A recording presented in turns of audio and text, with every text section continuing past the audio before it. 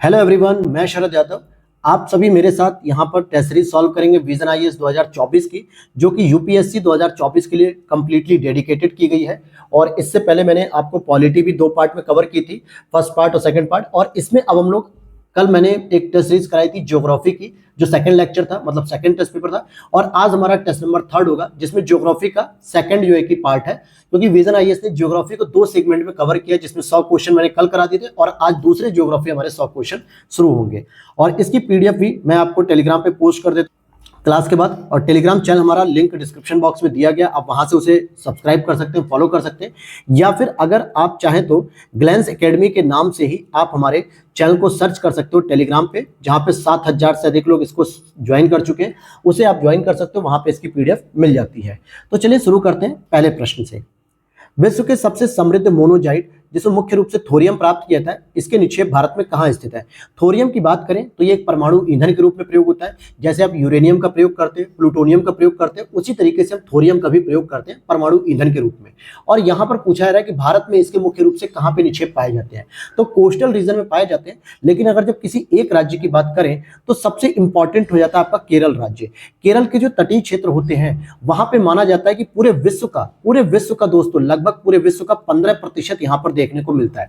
और अगर हम भारत के संदर्भ में बात करें तो एकाधिकार आप समझ सकते हो। मैं एकाधिकार तो नहीं कहूंगा, लेकिन हाँ, एक तरीके से मान लो कि सबसे अधिक पूरे भारत में केरल के तट पर ही प्राप्त किया जाता है, तो ये केरल हो जाएगा। अगला प्रश्न, निम्नलिखित में से कौन सी जायद ऋतु की विशेषताएं या विशेषता है? जायद ऋतु की बात की जाती है, जैसे हम लोग तीन फसलों को देखते हैं, खरीफ, रबी और जायद। खरीफ सामान्यतः गर्मी में बोई जाती है, मई जून के आसपास, अक्टूबर नवंबर में काट ली जाती है, जिसमें स्पेशली चावल होते हैं।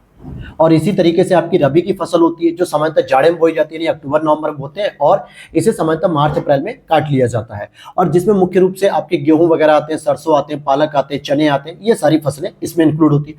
लेकिन खरीफ और रबी, खरीफ के शुरू होने का समय और रबी के कटने के समय के बीच में 1 से 1.5 महीने का एक समय बचता है, जिसमें हम लोग सामान्यतः जायद फसलों को लगाते हैं। और इसमें जो पानी वाली फसलें आती है मुख्य रूप से, अगर आप देखोगे, जैसे खीरे, ककड़ी, तरबूज, ये सारे फसल आते हैं इसमें। अब यहाँ पर बात करेंगे कि यह रबी फसलों की कटाई के बाद शुरू होने वाली एक अल्पकालिक ग्रीष्मकालीन फसल ऋतु है। तो पहला स्टेटमेंट तो बिल्कुल सही लिखा हुआ है, जो मैंने अभी बताया। दूसरा, इस ऋतु में उगाई जाने वाली प्रमुख फसलें होती है, जैसे तरबूजा, खरबूजा, खीरा, ककड़ी, सब्जियां, चारे वाली फसलें, यह भी सही है। इस प्रकार की पृथक फसलें ऋतुएं देश के दक्षिणी भागों में नहीं पाई जाती है, यह भी सही है। क्योंकि देश के दक्षिणी भाग में देखोगे तो मुख्य रूप से जो वहां पे गर्मी का क्षेत्र होता है, वहां पे रबी फसल का भी ऋतु कोई खास नहीं हो पाता है।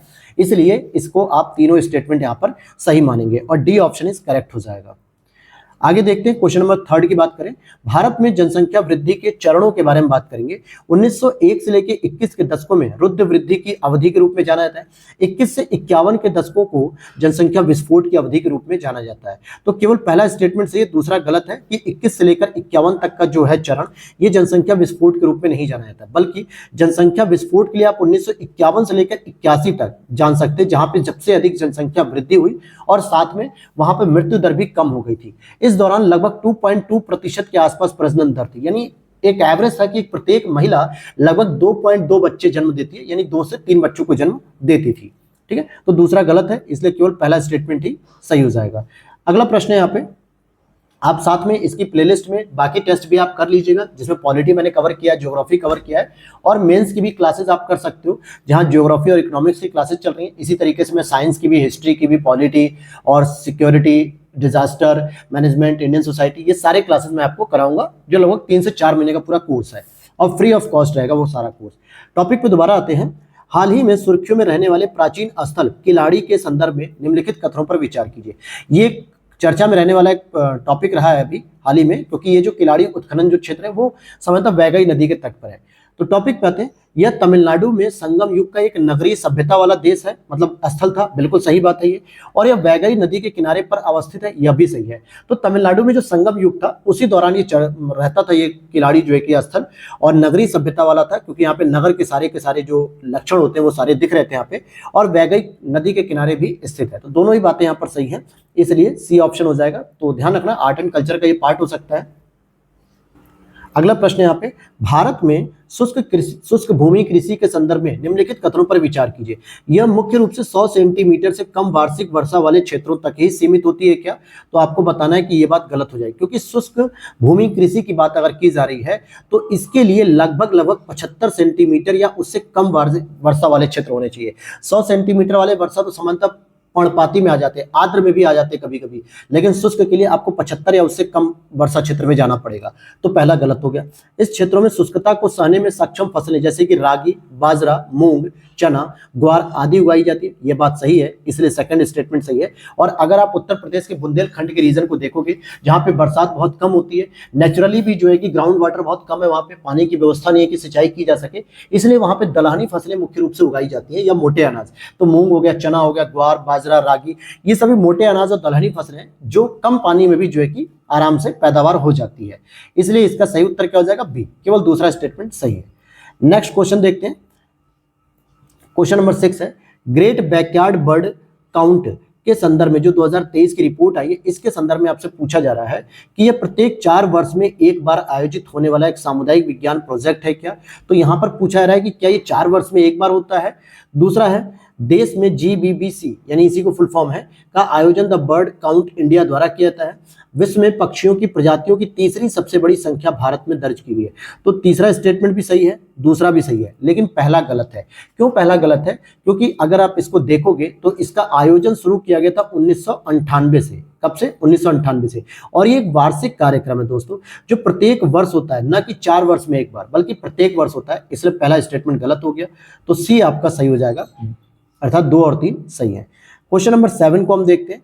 यहाँ पे जापान में धार्मिक मान्यता है, जापान की दंतुरित तटरेखाएं और लॉरेंसियन प्रकार की जलवायु की उपस्थिति, तट के पास गर्म कुरोशिवो और ठंडी ओयोशिवो धाराओं का मिलना, उपयुक्त में से कितने कारकों ने जापान में मत्स्य गतिविधियों के विकास में सकारात्मक योगदान दिया है? सकारात्मक का मतलब ही आपको समझ के चलना है कि कौन कौन से ऐसे फैक्टर हैं जिसकी वजह से जापान में फिश इंडस्ट्री जो है कि बहुत तेजी से ग्रोथ हुई है, बहुत तेजी से जो है कि इसका ग्रोथ देखने को मिला है।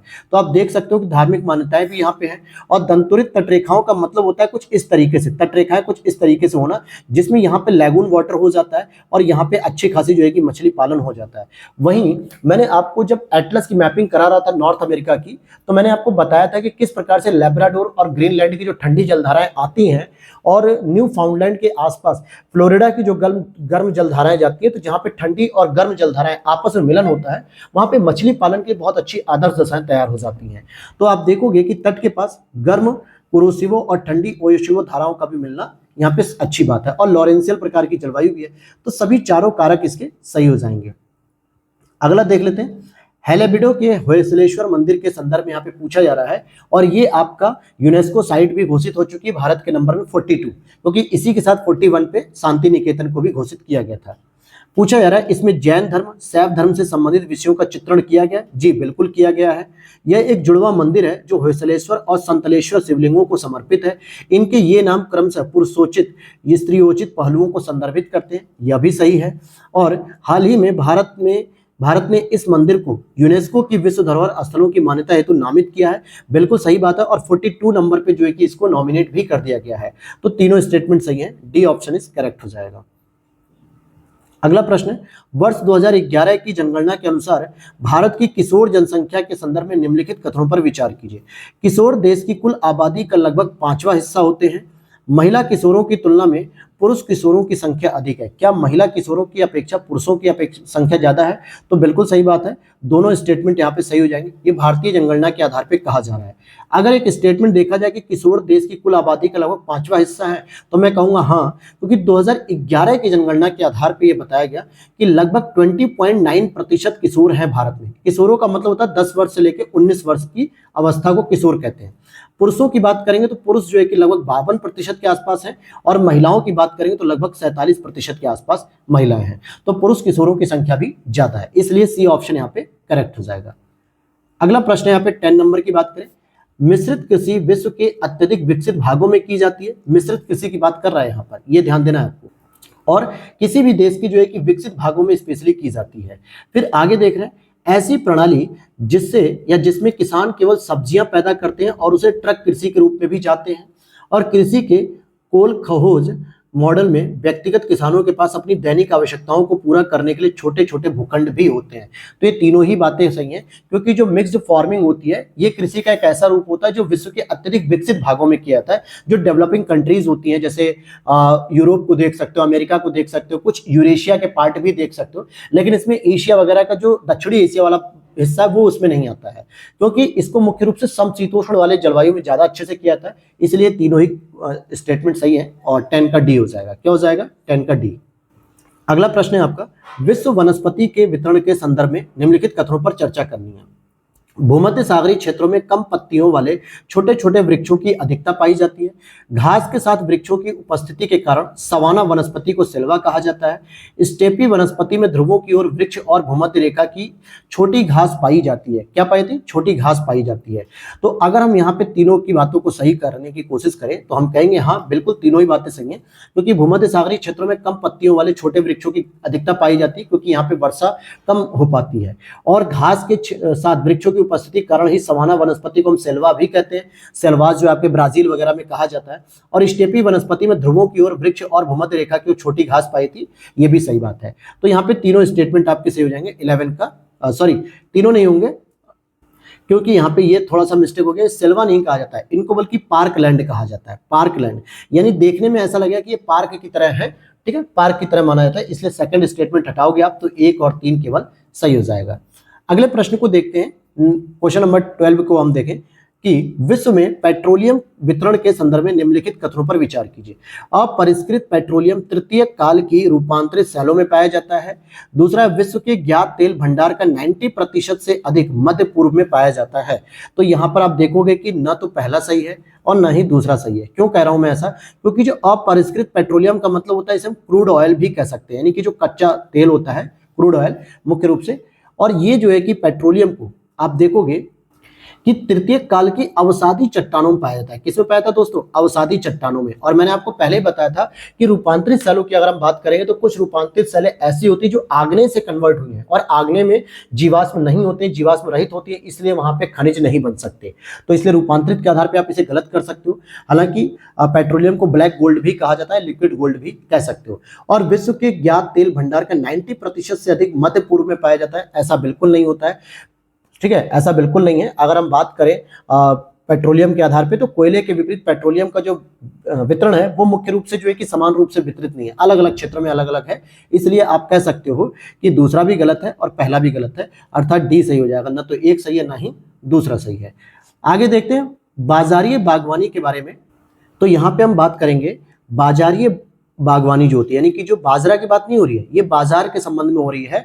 और इस संदर्भ में कौन सा कथन सही नहीं है? देखिए, इसमें सब्जियों, फलों और पुष्पों की जैसी उच्च मूल्य वाली फसलों की कृषि की जाती है, बिल्कुल, क्योंकि बाजार में बेचने वाली हमें फसल उगानी पड़ती है, न कि अपने जीविका के लिए, मतलब अपने खाने पीने के लिए नहीं, बल्कि बाजार में बेचने पर हमें ज्यादा पैसा मिल सके, ऐसी फसलों को जो है कि हम पैदा करते हैं। तो इसमें सब्जियां, फलों, पुष्पों जैसे उच्च मूल्य प्राप्त हो जाए। यह पूरी तरीके से नगरीय बाजारों पर केंद्रित होती है, यह बात भी सही है। और इस कृषि प्रणाली में खेतों का आकार बड़ा होता है और इनका नगरीय केंद्रों से जुड़ाव कमजोर होता है, बिल्कुल गलत बात है। इसमें खेतों का आकार बहुत बड़ा नहीं होता है। अगर खेतों का आकार बड़ा रहेगा तो लोग चावल, दाल, गेहूं ऐसी चीजों की पैदावार करेंगे। इसमें क्या होता है, हर एक व्यक्ति के पास थोड़ा थोड़ा खेत होता है अपने घरों के आसपास, और उसी में इसकी पैदावार कर लेता है, और शहरों से ज्यादा इसकी कनेक्टिविटी होती है, जिससे इन फसलों को ये शहरों में आसानी से बेच सकें। तो तीसरा गलत है। और इसमें गहन श्रम और अधिक पूंजी की आवश्यकता होती है, बिल्कुल कह सकते हो, क्योंकि इसमें अच्छी क्वालिटी के बीज चाहिए होते हैं जो हाई यील्ड रिटर्न दे, ठीक है, अच्छी मात्रा में रिटर्न प्राप्त करें। तो ऐसे जो उन्नत क्वालिटी के बीज होते हैं उसकी कॉस्ट भी ज्यादा होती है, और इसमें बहुत बारीक जो है कि श्रम चाहिए होता है, इसकी देखभाल बहुत ज्यादा करनी पड़ती है। ऐसा नहीं कि धान बो दिया और 4 महीने तक किसान को पता नहीं चल रहा है कि धान में पानी है कि नहीं है, वो अपने आप पैदा हो रहा है। लेकिन ऐसे इन फसलों में जो है कि खराब हो जाएगा, फूल खराब हो जाएंगे, फल खराब हो जाएंगे, सब्जियां खराब हो जाएंगी अगर उसकी केयर नहीं की गई। इसीलिए इसे ट्रक कृषि भी कहा जाता है। और ट्रक कृषि क्यों कहते हैं? क्योंकि इसे रात रात में ही भर के, ट्रकों में भर के जो है कि मार्केट तक पहुंचा देना, जैसे अर्ली मॉर्निंग जो मंडी लगती है, सब्जी मंडी, फल मंडी, वहां पे सारे के सारे सेल आउट हो जाए। तो यहाँ पे तीसरा वाला गलत है स्टेटमेंट। 14 क्वेश्चन को देखते हैं कि भूमध्य सागरीय प्रकार की जलवायु के संदर्भ में हेसियांडो पद संदर्भित करता है। ये जो हेसियांडो पद है ये बड़ी कृषि जोतों को संदर्भित करता है। किसे संदर्भित करता है? बड़ी कृषि जोतों को। तो ए ऑप्शन इज करेक्ट हो जाएगा। स्पेशली जो है कि स्पेन वगैरह में जो है कि ज्यादा देखी जाती है। अगला प्रश्न 15 नंबर पे, निम्नलिखित पत्तनों को उत्तर दक्षिण दिशा में व्यवस्थित करें। तो यहाँ पर अब उत्तर दक्षिण दिशा में यानी कि नॉर्थ से लेकर साउथ की ओर आना है आपको। तो अगर आप देखोगे तो इस तरीके से जब पूरे भारत की लोकेशन आप बनाओगे तो कांडला आपको दीनदयाल पत्तन प्राधिकरण देखने को मिल जाएगा सबसे पहले गुजरात में ही, ठीक है, सबसे पहले गुजरात में देखने को मिला। सेकंड आप विशाखापट्टनम भी देख सकते हो, आंध्र प्रदेश का इस तट पे होगा, यहाँ पे अगर कांडला हो गया तो यहाँ पे विशाखापट्टनम देखने को मिल जाएगा। फिर इसके बाद आप देखोगे मारवा गोवा, नहीं मारवा गोवा नहीं है, हाँ मारवा गोवा आएगा, ये आपका गोवा का आ जाएगा। गोवा मान लीजिए यहाँ पर आपको देखने को मिल जाएगा, ठीक है, महाराष्ट्र और कर्नाटक के तट के पास यहाँ देखने को मिलेगा। इसके बाद आप देखोगे मंगलुरु देखने को मिलेगा, मंगलुरु 5वें नंबर वाला जो यहाँ पे आसपास कर्नाटक के आसपास। फिर तूतीकोरिन जो है कि सबसे नीचे चले जाओगे यहाँ पे इस तरीके से। तो डी ऑप्शन आपका हो जाएगा कि 4 और 5 को बस अपोजिट करना था, बाकी फर्स्ट सेकंड थर्ड तो क्रम से चल रहे हैं। अब यहाँ पर देखते हैं हम लोग स्थान है और कोयला क्षेत्रों की बात कर लेते हैं। स्थान और कोयला क्षेत्र में अगर हम देखते हैं कि चीन का नॉर्थ एंटीलोप रोसेल, जर्मनी का रूर वैली, ऑस्ट्रेलिया का वोवेन बेसिन और जापान का फुसुन, तो कौन कौन से इसमें सही मिलान के रूप में सही है? तो देखिए जर्मनी में रूर वैली तो है ही, रूर क्षेत्र, इसीलिए भारत के झारखंड को भी रूर प्रदेश कहा जाता है, तो दूसरा तो सही है। वहीं ऑस्ट्रेलिया में अगर आप देखोगे तो वोवेन बेसिन के नाम से भी एक जगह फेमस है जो स्पेशली कोयला क्षेत्र के लिए है, लेकिन यहाँ पर पहला और चौथा गलत है, ठीक है, पहला और चौथा गलत है। क्यों गलत है? क्योंकि ये जो फुसुन नाम का जो कोयला क्षेत्र है ये स्पेशली चीन के क्षेत्रों में आता है, हालांकि थोड़ा बहुत मंगोलिया में भी आता है लेकिन मुख्य रूप से चीन में आता है, और इसलिए ये गलत हो गया, जापान में ना आके चीन में आता है। और इसके साथ ये वाला जो है नॉर्थ एंटीलोप रोसेल, ये चाइना में ना आके नॉर्थ अमेरिका में आता है, इसलिए ये भी गलत था। तो केवल दूसरा और तीसरा आपका सही हो जाएगा। अगला प्रश्न है यहाँ पे, मानव भूगोल यानी ह्यूमन ज्योग्राफी के संदर्भ में पर्यावरणीय निश्चयवाद को सर्वोत्तम रूप से परिभाषित कीजिए।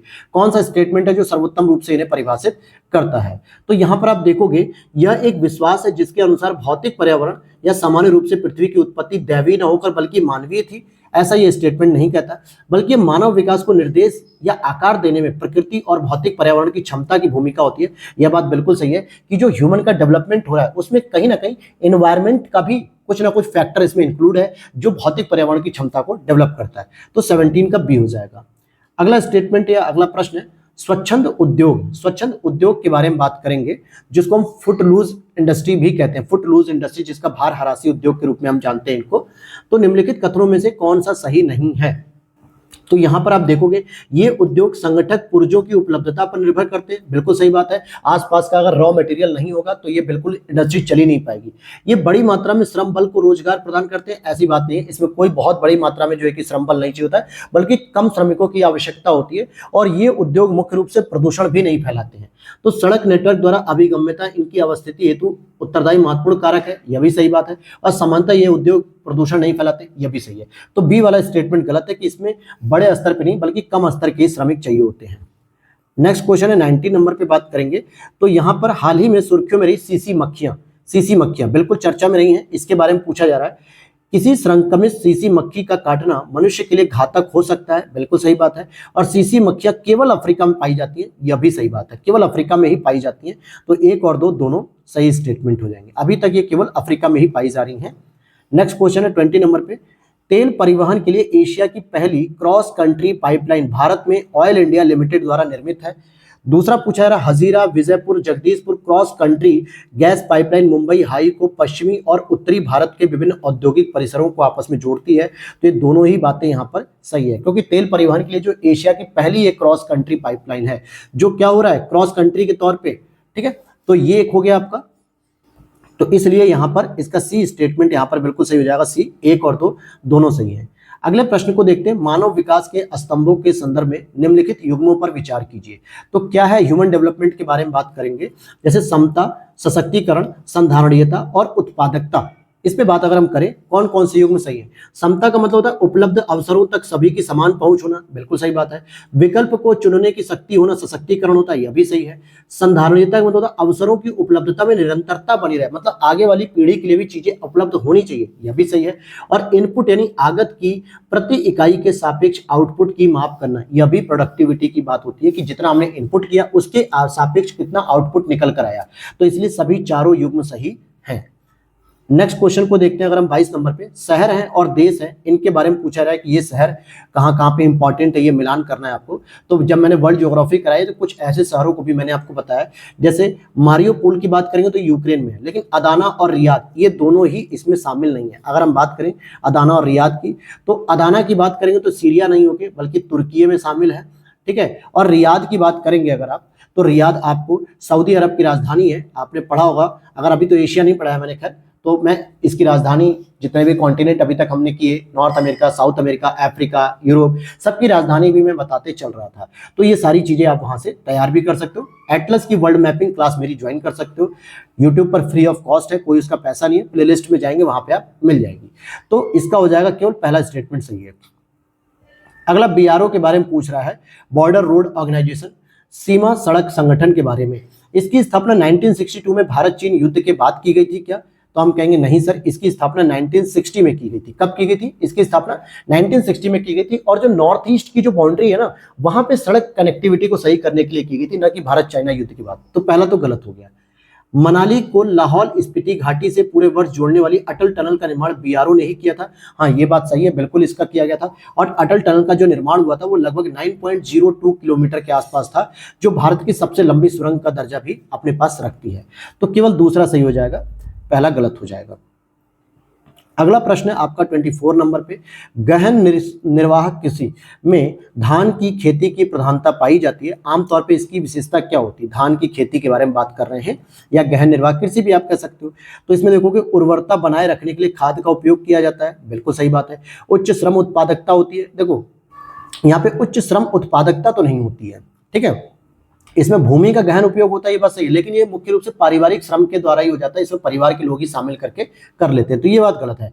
मशीनरी का बड़े पैमाने पर उपयोग भी कोई खास रूप से नहीं होता है, बस नॉर्मल इसमें जो है कि मशीन वगैरह का उपयोग हो जाता है, खास जो है कि नहीं होता है। प्रति इकाई क्षेत्र में अधिक उत्पादन भी होता है, हाँ ये कह सकते हो आप, प्रति इकाई क्षेत्र में इसका उत्पादन अधिक होता है। तो 24 का ए ऑप्शन यानी 1 और 4 सही है। अगला, भारत श्री निम्नलिखित में से किससे संबंधित है? तो भारत श्री देखिए अभिलेखों के डिजिटलीकरण करने से संबंधित है, जो 2023 के बजट में लॉन्च किया गया था। और उसी समय इसको जो है कि बताया गया था कि जितने भी भारत में जो अभिलेख हैं इनको डिजिटल फॉर्म में किया जाएगा, और स्टार्टिंग में हमने 1 लाख अभिलेखों का जो है कि डिजिटल करने का टारगेट रखा था। तो ये हो गई बात आपकी। अगला प्रश्न है 26, चलवासी पशुचारण निम्नलिखित में से किन क्षेत्रों में प्रचलित होते हैं? चलवासी पशुचारण, इसकी बात करें तो ये हिमालय में भी होंगे, टुंड्रा प्रदेश में होंगे, उत्तरी अमेरिका के अटलांटिक तट और मेडागास्कर द्वीप समूह। ये देखो कि चारों के चारों तटीय क्षेत्र से संबंधित है, जहां पर लोग एक जगह जो है कि खाद्यान्न वगैरह सामग्री उत्पादित करते हैं, फिर उसके बाद जो है कि जब वहां पे सारी समस्याएं, मतलब सारे उत्पादन क्षमता खत्म हो जाती है, तो वो दूसरी तरफ चले जाते हैं। यानी एक तरीके से ये जीवन निर्वाह व्यवसाय रहा है इनका हमेशा से, तो ये एक जगह से दूसरी जगह जाते रहते हैं, और यही लोग मुख्य रूप से झूम खेती भी करते हैं। तो इसका डी ऑप्शन हो जाएगा, 1, 2, 3, 4 चारों सही है। अगला आ जाइए 27 पर, निम्नलिखित में से निम्नलिखित कथनों पर मतलब विचार करना हमें, और हम विचार करना शुरू करते हैं कि प्राकृतिक आपदा, उच्च वेतन, अनुकूल जलवायु, राजनीतिक उपद्रव, उपर्युक्त में से कौन सा प्रवास के अपकर्ष कारक है? कौन सा जो है कि प्रवास के अपकर्ष कारक के रूप में है? तो आप देखोगे अपकर्ष का मतलब क्या होता है कि कौन से ऐसे कारक हैं जो सामान्यतः क्या करते हैं, लोगों को मोटिवेट करते हैं कहीं दूसरी जगह जाने के लिए। तो इसका हो जाएगा आपका उच्च वेतन और अनुकूल जलवायु। अब बिहार और यूपी का श्रमिक जानता है कि उसे अपने ही क्षेत्र, अपने ही जिले में काम करने पे बहुत कम मजदूरी मिलती है, लेकिन अगर वो मुंबई में, गुजरात में या फिर दिल्ली में, ऐसे बड़े बड़े शहरों में जाता है जहां पे उसको मजदूरी ऊंची दर पे मिलती है और उसके अनुकूल जलवायु भी वहां पे होती है। तो इसलिए बी ऑप्शन इज करेक्ट हो जाएगा। राजनीतिक उपद्रव, प्राकृतिक आपदा से कोई नहीं बच सकता, इसलिए उसे जो है कि इसमें नहीं शामिल करेंगे। 28 में जलमार्ग की बात करेंगे, और जलमार्ग के बारे में मैंने आपको पढ़ाया भी है। जैसे राइन नदी का जलमार्ग उत्तरी सागर में गिरता है या बाल्टिक सी में, जरा याद करो। यूरोपीय कॉन्टिनेंट मैंने अभी 2 दिन पहले ही कराया कंप्लीट, तो आपको याद होगा नॉर्थ सी में गिरता है, तो पहला तो सही है भाई। वोल्गा जलमार्ग, वोल्गा काला सागर में गिरती है क्या? कैस्पियन सागर में गिरती है वोल्गा नदी, याद होना चाहिए। वोल्गा नदी यूराल पर्वत से निकलती है और कैस्पियन सागर में गिरती है, अभी मैंने 2 दिन पहले यूरोप में कंप्लीट कराया था, तो ये गलत हो जाएगा। मिसिसिपी और ओहियो जलमार्ग, ये मैक्सिको की खाड़ी में गिरती है। मिसिसिपी मिसौरी नदी का जो संगम था, डेल्टा ऑफ मिसिसिपी, याद आया, नॉर्थ अमेरिका में मैक्सिको की खाड़ी में गिरता था, तो ये वाला भी सही हो जाएगा। तो 1 और 3 बिल्कुल सही हो जाएगा, बी ऑप्शन। देखिए इसीलिए मैंने कहा था कि आप मेरे साथ अगर एटलस की क्लास करोगे तो आपको पूरी तरीके से समझ में आ जाएगा कि एटलस कैसे करना होता है। तो बाकी आपकी मर्जी है, आप अगर करना चाहो तो प्लेलिस्ट में जा सकते हो, वहां पे मैपिंग की क्लास मैंने दे रखी है, वहां पे आप कर सकते हो। अगला प्रश्न है आपका 29 नंबर पे, यक्षगान के संदर्भ में। यक्षगान क्या था? विजयनगर साम्राज्य की शैली थी, कला से संबंधित है ये प्रश्न।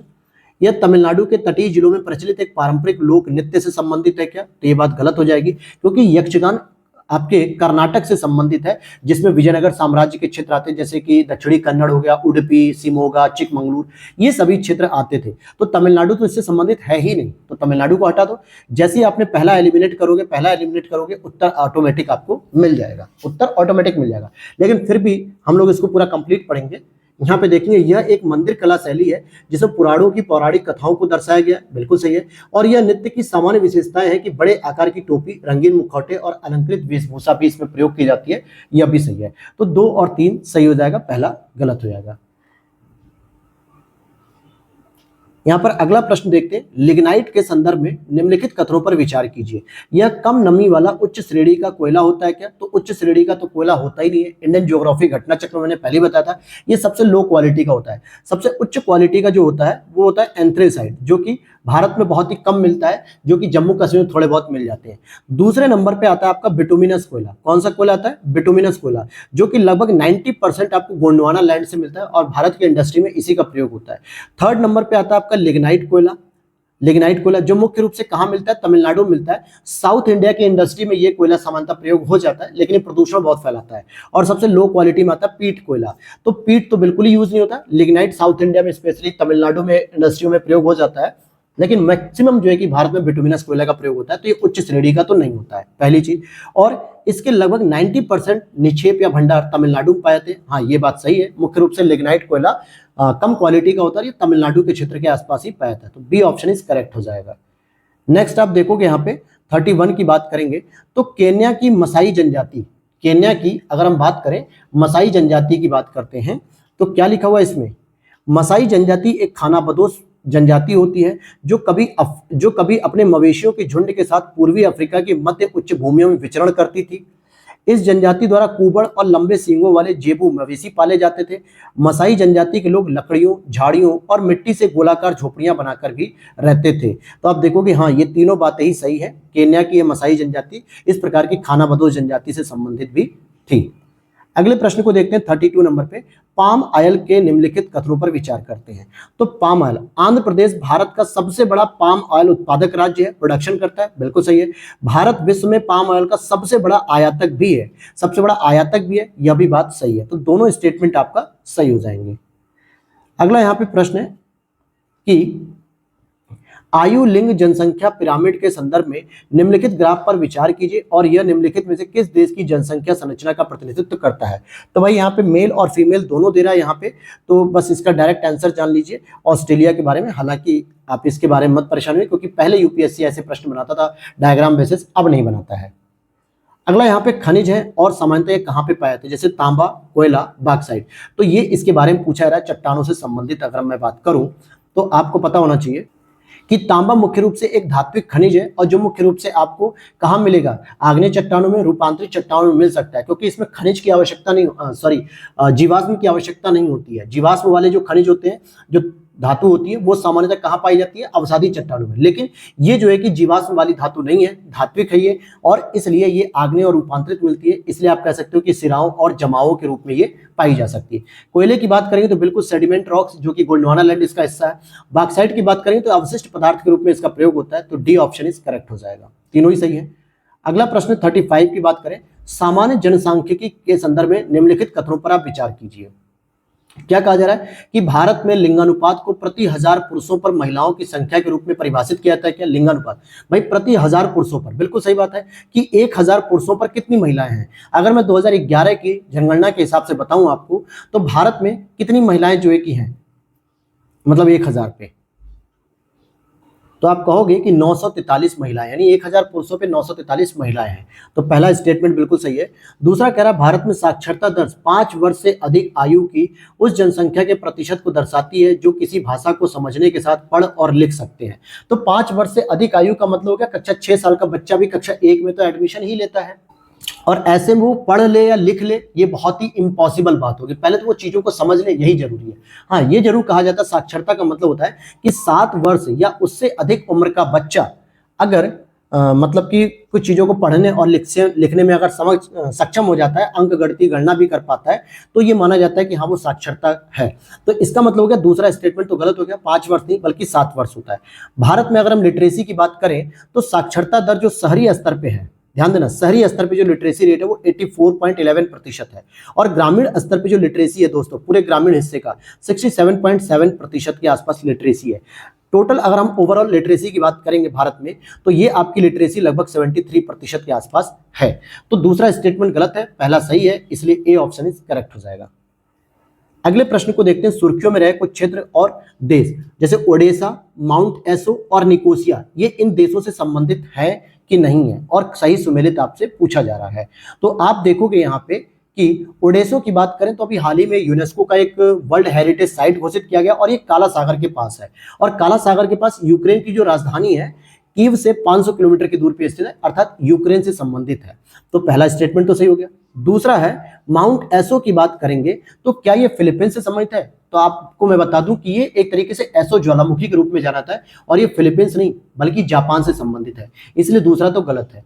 तीसरा निकोसिया की बात करेंगे तो हाँ बिल्कुल, इसको हम लेफकोसिया के नाम से भी जानते हैं, और ये साइप्रस की विभाजित राजधानी के रूप में से जाना जाता है, तो साइप्रस है। तो पहला सही है, तीसरा सही है, अर्थात केवल 2 युग्म सम्मिलित है।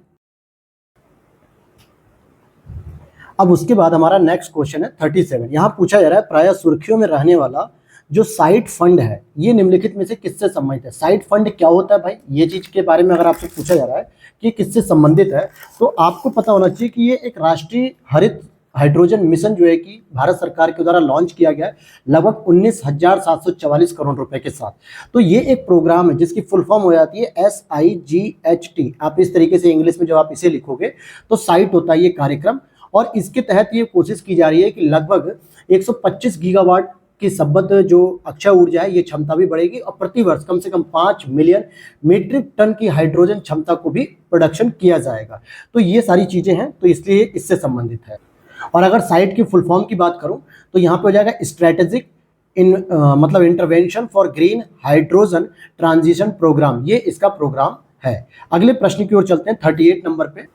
क्या देता है अगला प्रश्न नंबर 38? यहाँ पूछा जा रहा है निम्नलिखित जनजातियों में से कौन सी ऐसी जनजाति जो ऋतु प्रवास करती हैं? ऋतु प्रवास का मतलब होता है कि एक स्थान से दूसरी जगह पर जाना, जगह जगह जो है कि स्थानों को बदलते रहना, और जितनी भी जब जो है कि उनकी कृषि वगैरह की पद्धति जब समाप्त हो जाती है जंगल वगैरह को काटने के बाद, तो जब उर्वरा शक्ति समाप्त हो जाती है तो वो दूसरी तरफ चले जाते हैं। तो ऐसा काम करती है सामान्यतः बकरवाल, गद्दी और भोटिया, ये 3 जनजातियां जो है कि ये काम करती हैं, जिसलिए 1, 2, 4 हो जाएगा। जबकि टोडा की बात करेंगे तो ये परमानेंटली आपको नीलगिरी जनजाति मतलब नीलगिरी पर्वतों पर देखने को मिलेंगी, ये कहीं और नहीं जाती हैं। तो गुज्जर हो गई, बकरवाल हो गई, गद्दी हो गई, भोटिया हो गई, ये सभी जनजातियां हैं जो सामान्यतः पर्वतीय क्षेत्रों में ऋतु प्रवास करती हैं।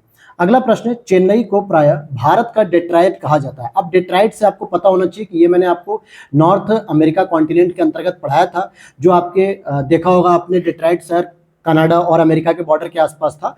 तो इससे समझ पूछा जा रहा है कि ये डेट्राइट प्रसिद्ध है और चेन्नई के साथ समानता रखता है। तो किसके लिए फेमस है ये ऑटोमोबाइल इंडस्ट्री के लिए डेवलपमेंट किया था, यहाँ पे ऑटोमोबाइल इंडस्ट्री के लिए फेमस है, और इसीलिए इसको भारत का डेट्राइट भी कहा था, चेन्नई को भी। निम्नलिखित बांधों या जलाशयों को उत्तर से दक्षिण क्रम की ओर व्यवस्थित करना, जैसे नागार्जुन सागर, मेट्टूर, टिहरी, गांधी सागर। अब टिहरी आपके भिलांगना और भागीरथी नदी के संगम पर स्थित है, तो इसलिए सबसे पहले आपको कहाँ देखने को मिलेगा? टिहरी देखने को मिलेगा, जो उत्तराखंड राजस्थान राज्य में देखने को मिल जाएगा। उसके बाद आप गांधी सागर को देख सकते हो, जो MP और राजस्थान में जो संयुक्त रूप से बहती है चंबल नदी, उसके तट पर देखने को मिल जाएगा। थर्ड आपको देखने को मिलेगा नागार्जुन, जो कि तेलंगाना और आंध्रा के बीच में कृष्णा नदी को जो बहाव होता है, कृष्णा नदी, उस पर देखने को मिलेगा। और मेट्टूर नदी जो है ये तमिलनाडु के अंतर्गत कावेरी नदी पर देखने को मिलेगा। तो इस तरीके से आप जब क्रम लगाओगे तो सबसे पहले आप टिहरी बांध को लगाओगे, इसके बाद आप देखोगे गांधी सागर बांध आएगा, इसके बाद आपका नागार्जुन सागर आएगा, और उसके बाद लास्ट में मेट्टूर आएगा।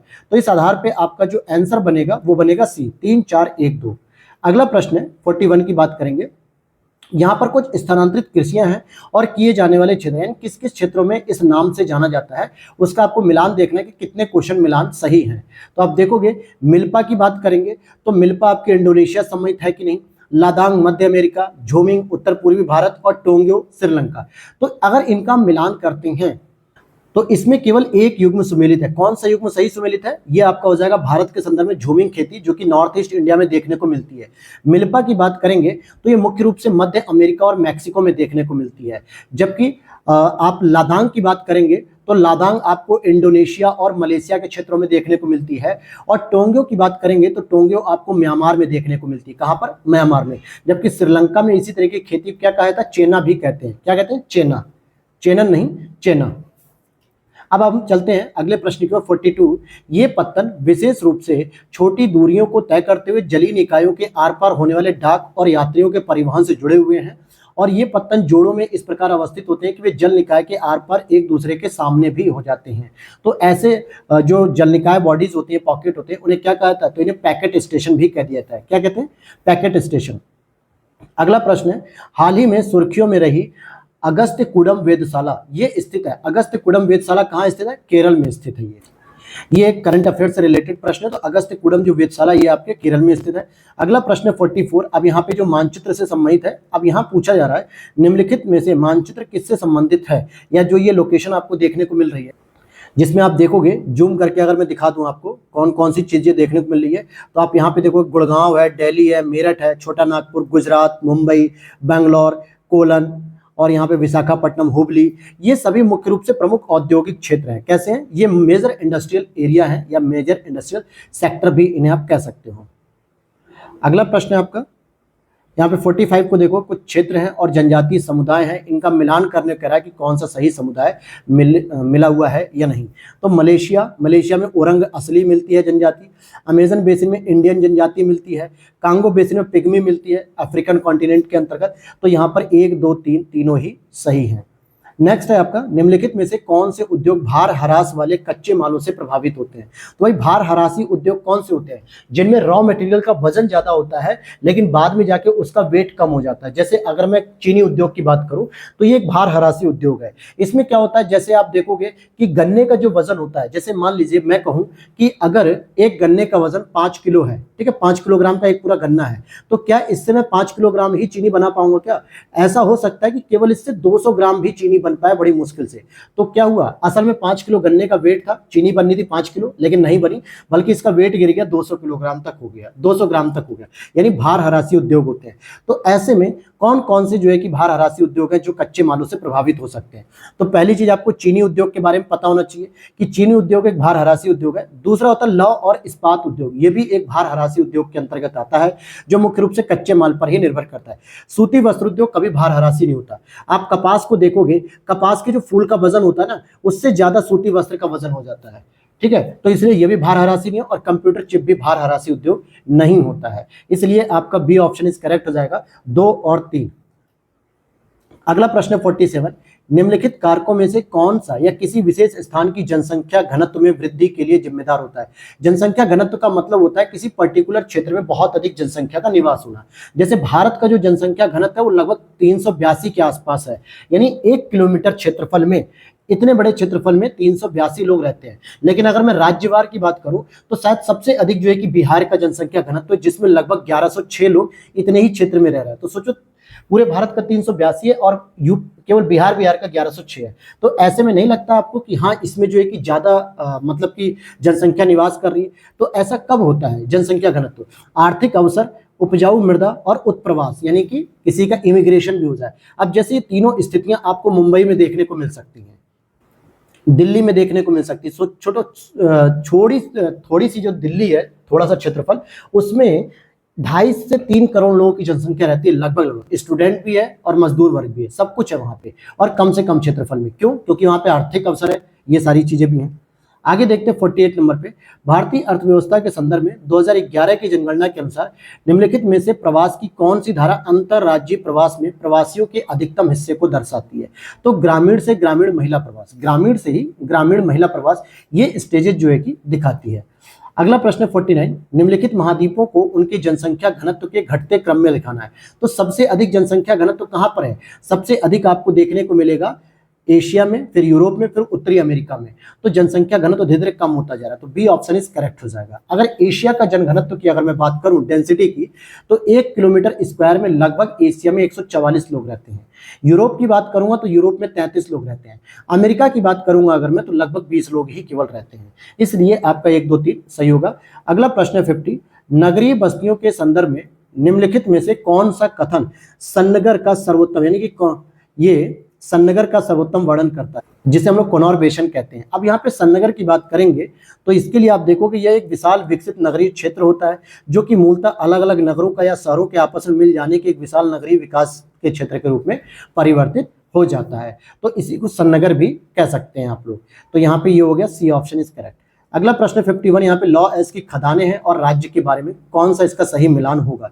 तो गुरु महिसानी की बात करेंगे तो पश्चिम बंगाल में है ही नहीं दोस्तों, बल्कि पश्चिम बंगाल में आपको एक रानीगंज की खान देखने को मिलेगी, सबसे इंपॉर्टेंट, वो भी कोयले के लिए फेमस होती है।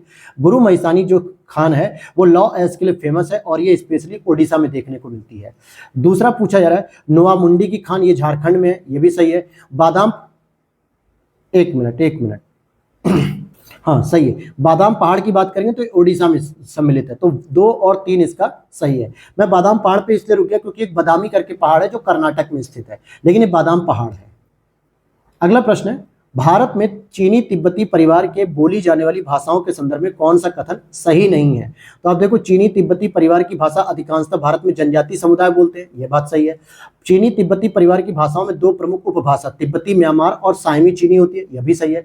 तिब्बती हिमालयी भाषा समूह केवल लद्दाख और सिक्किम में रहने वाली जनजातीय समुदाय द्वारा बोली जाती है, गलत। केवल लद्दाख में नहीं है, बल्कि अगर आप इसे देखोगे तो ये आपके लद्दाख हो गया, लाहौल वाले क्षेत्र हो गए और भोटिया वाले क्षेत्र हो गए, यानी कि अरुणाचल प्रदेश और उत्तराखंड, साथ में म्यांमार वगैरह के क्षेत्र भी हो गए, तो ये सभी बोलते हैं, इसलिए ये स्टेटमेंट गलत है। और उत्तरी असमी भाषा बोलने वाले लोग अरुणाचल प्रदेश के पर्वतीय क्षेत्र में रहते हैं, ये बात सही है। अगला प्रश्न 53 की बात करेंगे कि कोयले के संदर्भ पे हमें विचार करना है। तो कोयले के संदर्भ में जो हम विचार करना शुरू करते हैं तो हम क्या देखते हैं, विश्व में पुनर्प्राप्त करने योग्य कोयले के भंडार का सबसे बड़ा हिस्सा संयुक्त राज्य अमेरिका के पास है, बिल्कुल सही बात है। और मैंने नॉर्थ अमेरिका कॉन्टिनेंट में यह भी बताया था कि कौन सा बेल्ट ऐसा है जो पूरी तरीके से नॉर्थ अमेरिका का कोयला भंडारित क्षेत्र है, बताया था मैंने आपको। चीन विश्व का शीर्ष कोयला उत्पादक देश है, यह भी सही है। दक्षिण अफ्रीका विश्व के शीर्ष कोयला निर्यातक में है, नहीं, वहां पे कोयला निर्यात नहीं होता है दोस्तों, वो तो खुद ही कोयला को आयात कर रहा होता है, वो कहां से हो जाएगा। तो इसलिए अफ्रीका वाला स्टेटमेंट यहाँ पे गलत है, केवल पहला और दूसरा ही सही है। अगला प्रश्न देखते हैं, निम्नलिखित अंतर्राष्ट्रीय वाणिज्यिक केंद्रों और शहरों पर विचार कीजिए, और पूछ रहा है उपर्युक्त शहरों में से कितने समुद्री तटों पर स्थित हैं। मैंने ये जो आपके वो कराया था मैपिंग की क्लास, तो उसमें भी ये चीजें मैंने बताई थी कि कौन कौन से क्षेत्र ऐसे हैं जो तट के किनारे हैं। तो अगर आपको याद होगा तो आप देखोगे कि सैन फ्रांसिस्को शहर ये कैलिफोर्निया का चौथा सबसे अधिक वाला शहर है संयुक्त राज्य अमेरिका के। ये वेस्टर्न कोस्ट पे मैंने बताया था, पश्चिमी तट पे, याद आ रहा होगा थोड़ा बहुत, पश्चिमी तट पे मैंने बताया था सैन फ्रांसिस्को की खाड़ी वगैरह ये सारी चीजें, तो ये सही हो गया। दूसरा, अगर मैं व्लादिवोस्तोक की बात करूंगा, हालांकि मैंने अभी एशिया कॉन्टिनेंट नहीं शुरू किया है, उसको भी शुरू करूंगा आज या कल में, कल ईद है, कल ईद में शुरू कर दूंगा। तो व्लादिवोस्तोक ये प्रशांत महासागर का एक प्रमुख बंदरगाह है जो कि रूस में अवस्थित है।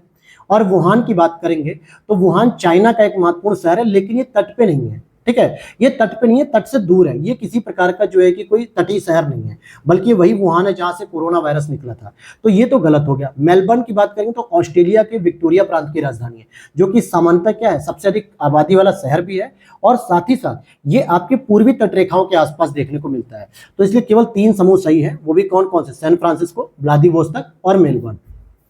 अगला प्रश्न है आपका, नदी है और उद्गम वाले देश, जैसे राइन नदी का उद्गम क्या पोलैंड से होता है, डेन्यूब नदी का उद्गम क्या जर्मनी से होता है, वोल्गा नदी का उद्गम क्या रूस से होता है, और ये मैंने बताया भी है बहुत अच्छी तरीके से। तो आप देखो कि राइन नदी का उद्गम आपके पोलैंड से नहीं होता है, बल्कि ये एक यूरोप की बहुत ही महत्वपूर्ण नदी भी है। साथ में जो स्विट्जरलैंड में आल्प्स माउंटेन है ना, वहां से इसका उद्गम होता है। जबकि डेन्यूब का उद्गम जर्मनी से होता है, ब्लैक फॉरेस्ट से, सही बात है ये। और ये दूसरी सबसे लंबी नदी मानी जाती है यूरोप की। और दूसरा इंपॉर्टेंट फैक्ट है वोल्गा जो है कि रूस की एक इंपॉर्टेंट नदी है जो यूराल पर्वत से निकलती है, हाँ वो तो यूराल नदी होती है, तो ये वोल्गा हो गया। तो यहाँ पे देखोगे 2 और 3 दोनों ही सही है, ये दोनों मैंने आपको मैपिंग में करा दिया है। आगे देखते हैं, हाल ही में सुर्खियों में रहा मिष्टी। ये मिष्टी जो पद है वो क्या है, ये बजट से संबंधित एक प्रश्न है, जो कि मैंग्रोव परिरक्षण और सुरक्षा के लिए शुरू किया गया एक मिशन है, जो बजट 2023 में इंट्रोड्यूस किया गया था। अगला प्रश्न है हरित ऋण प्रतिभूतियों यानी कि ग्रीन जो डेट सिक्योरिटीज है पर भारतीय प्रतिभूति विनिमय बोर्ड की हालिया अधिसूचना, अर्थात जो ग्रीन डेट जो प्रतिभूति है सिक्योरिटीज है, इस पे सेबी के क्या नियम आए हैं, क्या आदेश आए हैं, क्या नियम है, इनके बारे में बात की जा रही है। तो यहाँ पर आप देखोगे कि यस बैंक ने नवीकरणीय और स्वच्छ ऊर्जा परियोजना के वित्त पोषण के लिए पहला ग्रीन बॉन्ड जारी किया, ये बात सही है। तापीय ऊर्जा उत्पादन और संधारणीय समुद्री क्षेत्र के लिए वित्त क्रमशः येलो बॉन्ड्स और ब्लू बॉन्ड्स के जरिए जुटाए जाएंगे, ये बात गलत है, ठीक है, क्योंकि ब्लू बॉन्ड्स जो होता है वो सामान्यतः समुद्री क्षेत्र के लिए होते हैं, न कि तापीय ऊर्जा उत्पादन के लिए। येलो बॉन्ड्स तो होते हैं सौर ऊर्जा से संबंधित, ठीक है। तो यहाँ पे क्रमशः के तौर पे ये वाला स्टेटमेंट आपका गलत हो जाएगा और केवल एक स्टेटमेंट सही होगा, पहला वाला।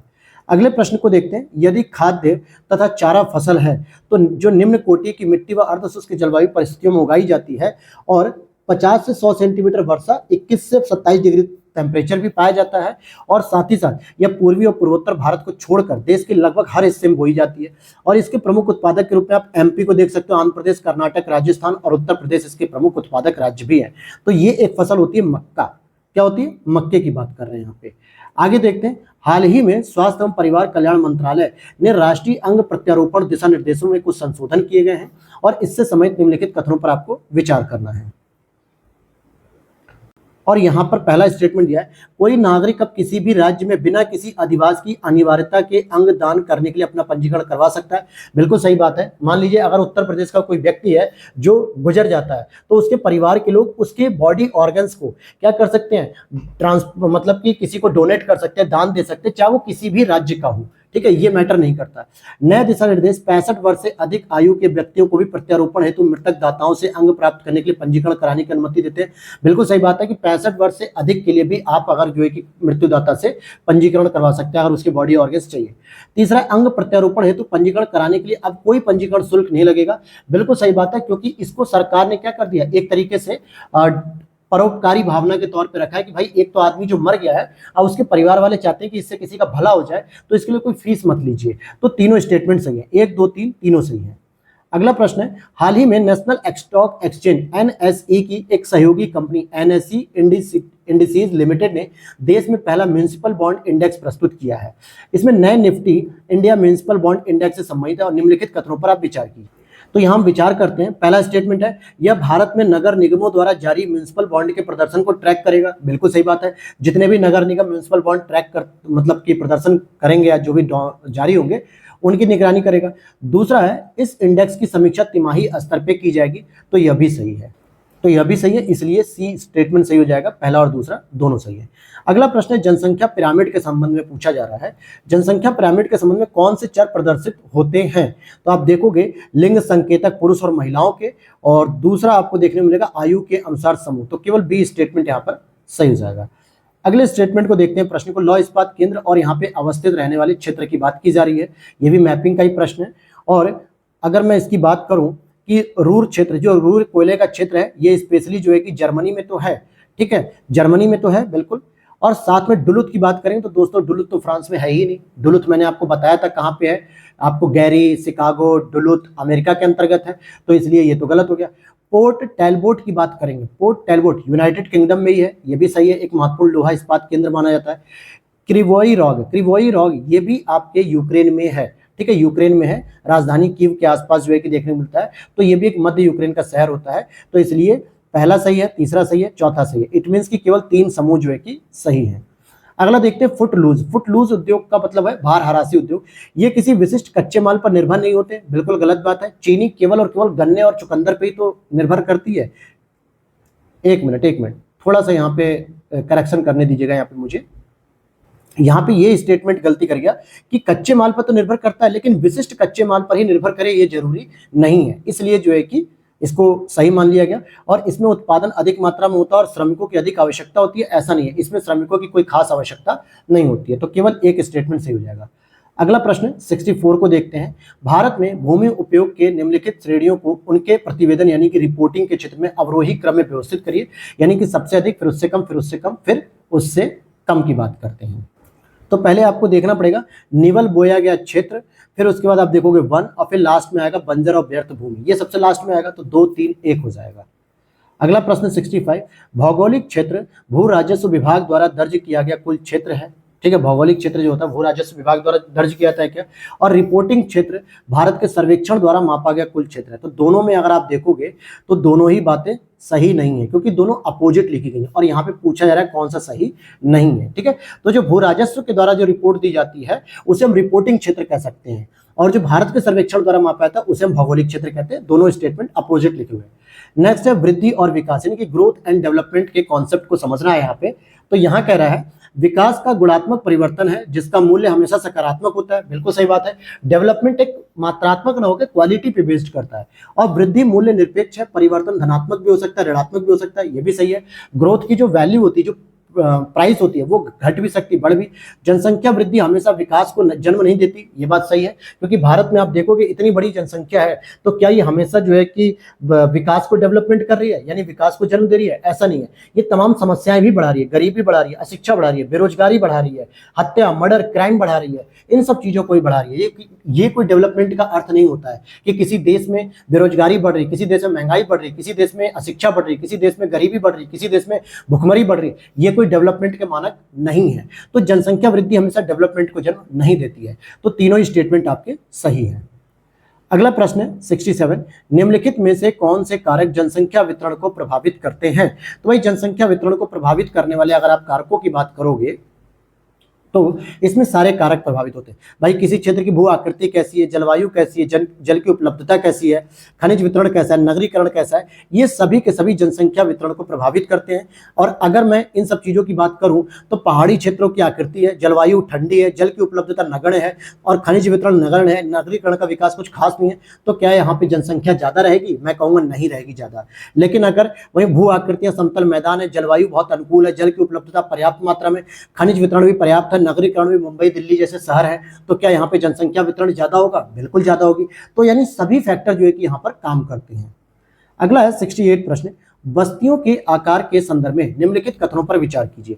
भाई ग्रामीण अधिवासों के आयताकार प्रतिरूप समतल क्षेत्रों में अथवा चौड़ी अंतरा पर्वतीय घाटियों में पाया जाता है, बिल्कुल सही है। टी आकार की बस्तियां सड़कों के तिराहे पर विकसित होती है, बिल्कुल इसी को तो हम तिराहा कहते हैं ना, कि सामने से जाके टी पॉइंट मिलेगा आपको, तो ये भी सही है। और क्रॉस आकार की बस्तियां चौराहे पर प्रारंभ होती हैं और चौराहे से चारों दिशाओं में बसाव आरंभ हो जाता है, यानी कुछ इस तरीके से, बिल्कुल सही बात है। तो तीनों स्टेटमेंट आपके सही हो जाएंगे। अगला प्रश्न है, भारत में कॉफी के उत्पादन को लेकर यहाँ पे स्टेटमेंट पूछा जा रहा है। क्या है स्टेटमेंट? इसकी कृषि कर्नाटक, केरल, तमिलनाडु में पश्चिमी घाट की उच्च भूमि पर की जाती है। हाँ, ये बात बिल्कुल सही है। भारत मुख्य रूप से उत्तम किस्म की रोबस्टा कॉफी का उत्पादन करता है। बस यहीं पर ये स्टेटमेंट आपका गलत हो जाएगा, क्योंकि वैसे देखा जाए तो भारत में 3 प्रकार की मतलब कॉफी उत्पादित होती है, अरेबिका, रोबस्टा, लिबेरिका। लेकिन मुख्य रूप से हमारे यहाँ अरेबिका कॉफी होती है, न कि रोबस्टा। कौन सी होती है? अरेबिका का उत्पादन होता है। तो ये स्टेटमेंट गलत हो जाएगा। वहीं भारत विश्व का दूसरा सबसे बड़ा कॉफी उत्पादक देश है। क्या सेकंड नंबर पे आता है? तो हम कहेंगे कि नहीं, भारत इस मामले में 7वें नंबर पे आता है, जिसमें केवल और केवल भारत की हिस्सेदारी कितनी है? निर्यात हिस्सेदारी 3%। अगर मैं शीर्ष देशों की बात करूं तो शीर्ष देशों में सबसे पहले आपको ब्राजील देखने को मिलेगा, सेकंड नंबर पे वियतनाम आएगा, थर्ड नंबर पे इंडोनेशिया आएगा, चौथे नंबर पे इथोपिया, मैक्सिको, ऐसे करके देश आएंगे। तो तीसरा भी गलत, दूसरा भी गलत, केवल पहला सही है। अगला प्रश्न है 70, उपनगरीकरण के संदर्भ में विचार करना है हमें। और उपनगरीकरण का मतलब क्या होता है? जो गांव और नगरों के बीच का जो संक्रमण क्षेत्र होता है, यह एक नवीन प्रवृत्ति है जिसमें मनुष्य शहर के घने बसे क्षेत्रों से हटकर शहर के बाहर स्वच्छ एवं खुले क्षेत्रों में जाकर रहने लगते हैं। बिल्कुल सही बात। इसीलिए आप देखोगे बहुत सारे लोग क्या कर रहे हैं, शहरों से निकल के शहरों के जो कोस्टल रीजन होते हैं, मतलब कोस्टल तो नहीं कहेंगे, पेरिफेरल जो रीजन होते हैं, उसमें अपना घर और अपना मतलब कि डेवलप हो रहे हैं। और यह सामान्य तौर पर छोटे शहरों के आसपास विकसित होता है, ऐसा नहीं। छोटे शहरों में तो अभी बहुत सारी संभावनाएं है कि शहरीकरण के रूप में तब्दील हो सकता है। ये जो प्रवृत्ति देखने को मिलती है सामान्यतः बड़े शहरों में देखने को मिलती है। बड़े शहर का मतलब जैसे आप देख लो, दिल्ली को देख लो, मुंबई को देख लो, चेन्नई को देखो, लखनऊ को देखो, ऐसे शहरों के बाहर के एरिया में देखने को मिलते हैं। तो कौन सा स्टेटमेंट से होगा? केवल पहला देखने को मिलेगा, दूसरा गलत होगा। अगला प्रश्न 71, अंतर्देशीय जलमार्गों के संदर्भ में निम्नलिखित कथनों पर आपको विचार करना है। राइन जलमार्ग स्विट्जरलैंड और जर्मनी के औद्योगिक क्षेत्रों को उत्तरी अटलांटिक समुद्री मार्ग से जोड़ता है। उत्तरी अटलांटिक की बात कर रहा हूं, तो हाँ, ये बात सही है। मिसिसिपी ओनोहियो जलमार्ग संयुक्त राज्य अमेरिका के आंतरिक भागों को मैक्सिको की खाड़ी से जोड़ता है। बिल्कुल सही बात है। दोनों स्टेटमेंट यहाँ पर आपके सही हैं। तो अब यहाँ पर आपको समझना है पूछ क्या रहा है कि निम्नलिखित में से कौन सा सही नहीं है। सही नहीं का मतलब पूछ रहा है कि गलत कौन कौन से हैं, ठीक है। तो न तो पहला गलत है न दूसरा गलत है, दोनों स्टेटमेंट आपके सही है। आगे देखते हैं, इस्पात क्षेत्रक के रूप में भारत कच्चे इस्पात का विश्व का दूसरा सबसे बड़ा उत्पादक देश है। क्या कच्चे उत्पाद में जो है कि ये बात सही है? मैं कहूँगा हाँ बिल्कुल सही है, क्योंकि अगर हम देखें विश्व का दूसरा सबसे बड़ा उत्पादक देश है भारत आपका, ठीक है। और अगर हम इसको उपभोक्ता के तौर पे भी देखेंगे तो दूसरा ही उपभोक्ता के तौर पे भी है। Steel authority of India limited Bharat में इस्पात बनाने वाली सबसे बड़ी कंपनी मानी जाती है, यह भी सही है। भारत के पास अभी तक एक समर्पित राष्ट्रीय इस्पात नीति नहीं है, ऐसा बिल्कुल नहीं है। अब भारत ने अपनी एक जो है कि नीति बना ली है, जिसका नाम है 2017 के नाम से, यानी कि नेशनल स्टील पॉलिसी 2017 बन चुकी है। तो ऐसा कुछ नहीं है कि कोई नीति नहीं है, तो पहला और दूसरा बिल्कुल सही है। अगला प्रश्न 73, इन बस्तियों में मकान दूर दूर होते हैं, प्रायः खेतों के द्वारा एक दूसरे से अलग होते हैं और एक सांस्कृतिक आकृति जैसे पूजा स्थल अथवा बाजार बस्तियों को एक साथ बांधता है। यह परिच्छेद या यह पैटर्न किसके लिए कहा गया? तो ये प्रकीर्ण बस्ती के लिए कहा जाता है। अगला है 74, निम्नलिखित में से किस राज्य में परमाणु ऊर्जा संयंत्र नहीं है? ये पूछा जा रहा है। तो देखो, राजस्थान में भी एक परमाणु संयंत्र देखने को मिलेगा, महाराष्ट्र में भी होगा, तमिलनाडु में भी होगा, लेकिन ओडिशा में किसी प्रकार का परमाणु संयंत्र नहीं है। मैंने क्यों कहा राजस्थान में? क्योंकि राजस्थान में आपको पता है कौन सा सबसे फेमस है? रावत भाटा फेमस है, ठीक है। महाराष्ट्र में कौन सा है? महाराष्ट्र में, भाई महाराष्ट्र में तो पता होगा, सबसे पहला यहीं पे तो लगा था, तारापुर है। और आपका जो कलपक्कम हो गया, ये तमिलनाडु में है, लेकिन ओडिशा में किसी प्रकार का जो है कि परमाणु संयंत्र नहीं है। तो केवल तीसरा स्टेटमेंट से होगा। अगला प्रश्न है, भारत में भूमि के उपयोग संबंधी मानदंड के संदर्भ में निम्नलिखित कथनों पर हमें विचार करना है। वो क्या विचार करते हैं हम? कि वर्तमान प्रति भूमि वे क्षेत्र है जो एक कृषि वर्ष से अधिक लेकिन 5 कृषि वर्ष से कम समय के लिए कृषि रहित रहते हैं, तो ये प्रति भूमि कहलाती है क्या? तो हम कहेंगे कि नहीं, ये स्टेटमेंट गलत है। यदि भूमि को 5 वर्षों से अधिक समय के लिए अनुपजाऊ छोड़ दिया जाए तो इसे बंजर व व्यर्थ भूमि के रूप में वर्गीकृत कर देंगे, तो यह भी बात गलत है। और कृषि योग्य बंजर भूमि को उपलब्ध तकनीक के द्वारा कृषि योग्य बनाया जा सकता है, हाँ ये बात सही है बिल्कुल, ये उपयोग संबंधी मानदंड के तौर पर आता है, ठीक है। और अगर हम बात करें प्रति भूमि की, तो एक कृषि वर्ष उससे कम समय के लिए होना चाहिए। लेकिन यहाँ पे पहला स्टेटमेंट क्यों गलत हो गया? क्योंकि यहाँ कह रहा है एक कृषि वर्ष से लेकर अधिकतम 5 वर्ष, ये गलत है। जबकि प्रति भूमि उसे कहते हैं जो एक वर्ष है उससे कम समय के लिए पड़ी रहती है। और ये जो स्टेटमेंट था, ये आप कह सकते हो पुरातन के लिए, पुरातन प्रति भूमि हो सकती है, नई वाली प्रति भूमि नहीं, जिसको हम वर्तमान वर्ड से नहीं इंडिकेट कर सकते, ठीक है। तो इसलिए इसका केवल तीसरा स्टेटमेंट सही है, अर्थात सी हो जाएगा। अब यहाँ पे अगला प्रश्न, निम्नलिखित में से कौन से जनसंख्या परिवर्तन के घटक माने जाते हैं? भाई जनसंख्या परिवर्तित कब हो सकती है? आप देखो कि जन्म होगा, मृत्यु होगी, प्रवास होगा, इससे जनसंख्या घटती बढ़ती, लेकिन रुग्णता से नहीं, बीमारी से अलग बात है। तो इसलिए यहाँ पे 1, 2, 4 हो जाएगा। और अगला स्टेटमेंट है 77 प्रश्न, निम्नलिखित में से कौन से क्रियाकलाप या व्यवसाय मुख्यतः चतुर्थ सेक्टर से संबंधित हैं, 4th सेक्टर से संबंधित हैं? तो प्राथमिक विद्यालयों में जो कार्यरत कार्मिक होते हैं, ये भी चतुर्थ सेक्टर में आते हैं, और साथ में लेखा कार्य और दलाली के फर्म में भी जो है कि लोग शामिल होते हैं। अर्थात 4th जो सेक्टर माना जाता है, ये मुख्य रूप से इसमें टेक्नोलॉजी का प्रयोग करके एक स्पेशलिस्ट के रूप में इसको माना जाता है, इसलिए आप इसमें चतुर्थ सेक्टर कह सकते हो। तो ये आपका सी ऑप्शन इज करेक्ट हो जाएगा। अगला प्रश्न, निम्नलिखित राज्यों में से किसमें शहरी जनसंख्या का प्रतिशत जनगणना 2011 में सबसे कम है? तो वही प्रतिशत पूछ रहा है। सबसे पहले इंपॉर्टेंट चीज, ये गुजरात में है शहरी जनसंख्या का। ध्यान देना कि ये ओवरऑल में नहीं है, पहली चीज ये समझना, ये जो ऑप्शन दिए गए इसके अकॉर्डिंग है। क्योंकि अगर मैं आपसे कहूं इन ऑप्शन के अकॉर्डिंग आप चलोगे तो मिजोरम में जो शहरी जनसंख्या का प्रतिशत है वो लगभग 51.51 है, और गुजरात की मैं बात करूं तो 58 हो जाएगा, 42.58 हो जाएगा। महाराष्ट्र की बात करूंगा तो 45 पॉइंट, कितना हो जाएगा दोस्तों? 45 पॉइंट हो जाएगा, 45 पॉइंट लगभग 23। और गोवा की बात करूंगा तो 62%। तो इस आधार पे अगर आप देखोगे तो गुजरात हो जाएगा। लेकिन और भी ऐसे बहुत छोटे छोटे राज्य हैं जिनमें, जैसे ओडिशा वगैरह में आप अगर देख लो तो ओडिशा में तो बिल्कुल ही कम है इस तरीके से। तो यहाँ के हिसाब से आपको महाराष्ट्र उत्तर करना होगा। मानव विकास रिपोर्ट और मानव विकास सूचकांक यानी ह्यूमन डेवलपमेंट इंडेक्स के बारे में बात करेंगे। मानव विकास रिपोर्ट प्रतिवर्ष संयुक्त राष्ट्र विकास कार्यक्रम अर्थात कि यूएनडीपी हो जाएगा, यूनाइटेड नेशनल डेवलपमेंट प्रोग्राम यानी संयुक्त राष्ट्र विकास कार्यक्रम के द्वारा जारी किया था, यह बात सही है। एचडीआई को 1990 में अर्थशास्त्री जॉन नास के द्वारा तैयार किया गया था, ऐसा नहीं है, बल्कि इसको अमर्त्य सेन और जो पाकिस्तानी जो अर्थशास्त्री हैं उनके द्वारा तैयार किया गया था, जिनका नाम क्या होगा? जिनका नाम देखिए याद नहीं आ रहा है मुझे, जो है कि महबूब ऐसे करके कुछ है, महबूबुल हक करके है शायद, हाँ शायद यही नाम है, महबूब उल हक करके, और अमर्त्य सेन ने इसमें योगदान अपना दिया था। तो दूसरा गलत है। और अत्यधिक उच्च एचडीआई वाले देशों में 0.600 से अधिक का स्कोर प्राप्त करने वाले सभी देश शामिल होते हैं। तो ऐसा नहीं है, जो हाई रेटेड होते हैं, मतलब जो हाई ह्यूमन डेवलपमेंट इंडेक्स होते हैं, इसमें जो है कि 0.800 के ऊपर इंडेक्स दी जाती है। तो ये भी गलत है। तो केवल एक स्टेटमेंट सही है। 80 प्रश्न को देखें। जननांगीय संक्रमण के सिद्धांत निम्नलिखित में से किस चरण में सामान्यतः प्रजनन क्षमता और मृत्यु दर दोनों उच्च हो जाती है? तो ऐसी स्थिति आपको उच्च उतार चढ़ाव का चरण देखने मिलता है, 80D। नेक्स्ट है 81 प्रश्न को देखते हैं। स्टील केंद्र है यहाँ पर, 81 प्रश्न को देखते हैं।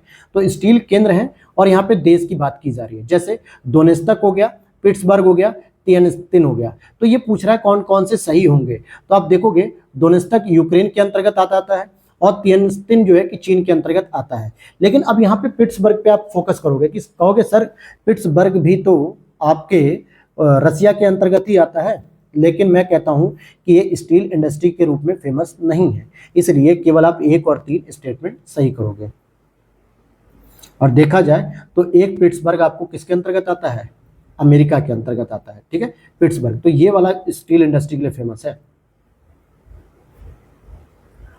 और अगला प्रश्न है आपका 82 की बात करें तो यूरोप में स्थित राजधानी शहरों को पश्चिम से पूर्व की ओर व्यवस्थित करो। अब जिसने मेरे साथ यूरोपीय मैपिंग की होगी ना, वो बहुत आसानी से कर लेगा इसको।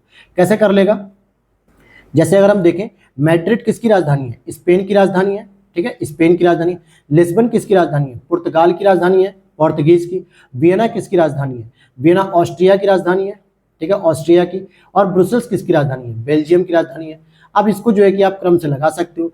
तो क्रम से लगाओगे तो सबसे पहले आपको सबसे किनारे मिलेगा आपको भूमध्य सागर के पास, अटलांटिक सागर के पास पुर्तगाल मिलेगा।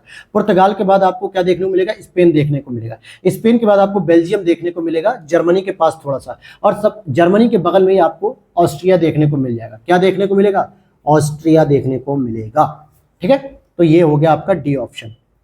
इस तरीके से 82 में देखें, भारतीय बंदरगाहों के संदर्भ में पश्चिमी तट पर पूर्वी तट की तुलना में अधिक बंदरगाह है क्या? ऐसी बात सही है कि गलत है? तो हम कहेंगे बिल्कुल सही है।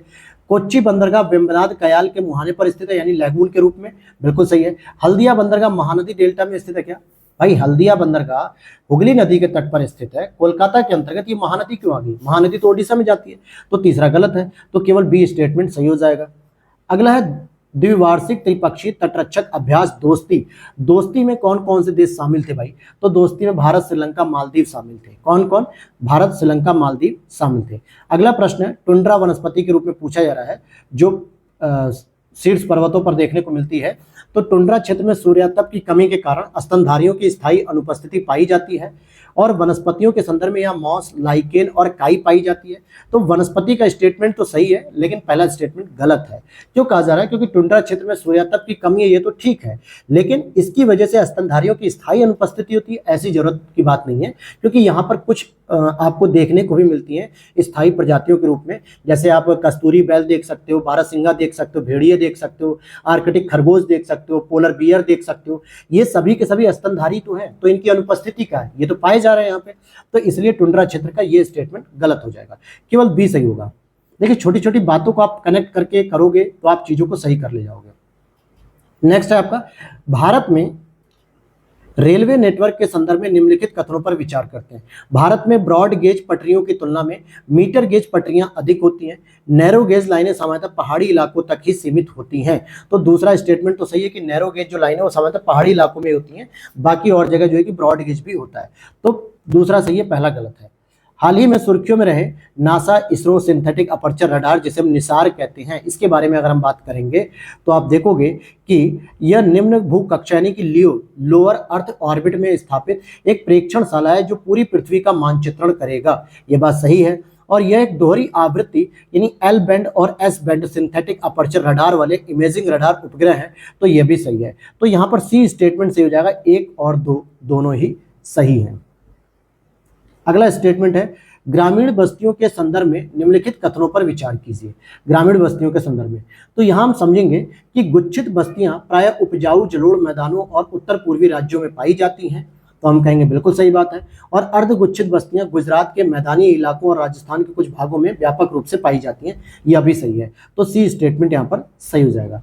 अगला है, भाषिणी मिशन का उद्देश्य क्या? ये भाषिणी क्या होता है ये ध्यान देना, भाषीणी, ठीक है, कुछ और मत समझ लेना, बहुत सारे लोग इसको कुछ और ही समझ रहे होंगे।